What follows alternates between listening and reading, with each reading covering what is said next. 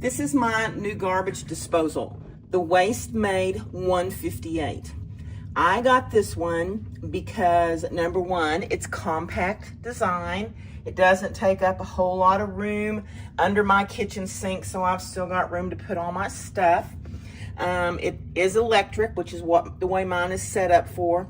So it's easy to plug in. There's plenty of cord link, so for that, it's easy to attach to your existing plumbing. The only tools that we really used when we were installing this, my son helped me, was basically a couple of screwdrivers, and we used an electric drill just to put on some screws a little faster and to screw things down a little faster. But the electric drill is absolutely not necessary. But we didn't need like any sort of special tools to put this in. It's what we have in our little home toolbox. It worked just fine. It's a pretty simple installation. It's three bolts. You can see here's one, but there's three of them. 1, 2, and there's one on the back. Easy peasy, not a lot of parts.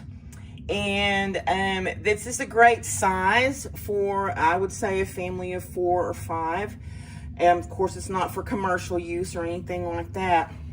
And the true test, of course, is in its use. So let me turn this on. Number one, I like that it's not super loud. That's not bad, huh? And I've got some apple peels here. I'm gonna push down.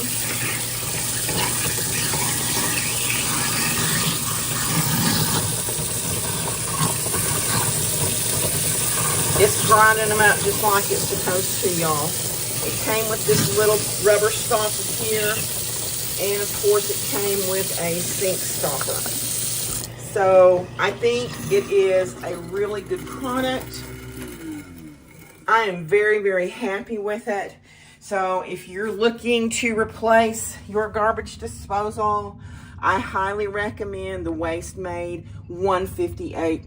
I think you're going to be very happy with its how easy it is to install. It does come with a nice 6-year warranty, and it works very, very well. So you guys, get you one.